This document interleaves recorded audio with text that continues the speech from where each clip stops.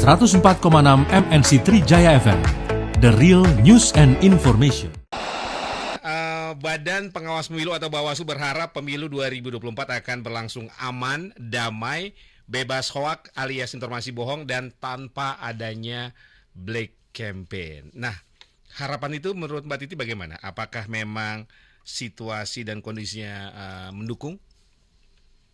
Ya, kalau harapan kan memang harus dibangun dengan positif dan optimis ya Mas Margi. Nggak mungkin kita punya harapan yang sebaliknya gitu. Dan tugas ya Bawaslu memang harus ke situ gitu. Tetapi yang lebih penting adalah bagaimana harapan itu dibangun dari evaluasi yang komprehensif, pembelajaran yang diidentifikasi, dimitigasi dengan baik dari praktik pemilu 2019 dan Pilkada 2020, lalu didekati dengan penyelesaian yang efektif dan efisien. Oke. Jangan lupa bahwa 2024 berada dalam situasi penggunaan media sosial sebagai instrumen utama dalam mencari informasi oleh banyak pemilih kita, terutama pemilih muda, dan itu meningkatkan risiko kampanye di media sosial. Kemampuan kita memitigasi sejak awal itu juga akan membuat kita menemukan strategi yang tepat untuk mengantisipasi penyebaran hoax dan juga bagaimana kemudian misalnya kita mampu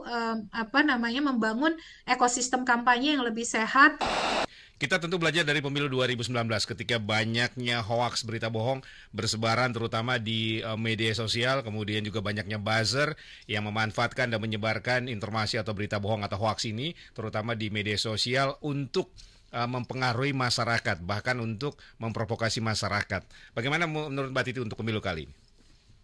Ya, potensi itu tetap besar, Mas Margi, ya, karena satu, pemilih muda kita saat ini menggunakan referensi utama untuk mencari informasi, ternyata itu adalah media sosial.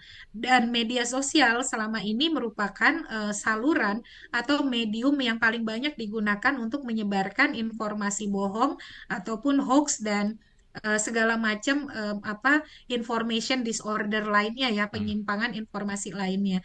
Dan jangan lupa, semakin banyak peserta pemilu, semakin kompetitif sebuah pemilu, dia akan menyimpan potensi penyimpangan yang makin besar. Yang harus dilakukan untuk membendung potensi hoak yang bisa membahayakan masyarakat untuk pemilu kali ini? Iya, antisipasi tidak bisa hanya mengandalkan Bawaslu ya, karena Bawaslu juga sumber daya dan sarana prasarananya terbatas. Tetapi banyak hal yang bisa dilakukan oleh Bawaslu.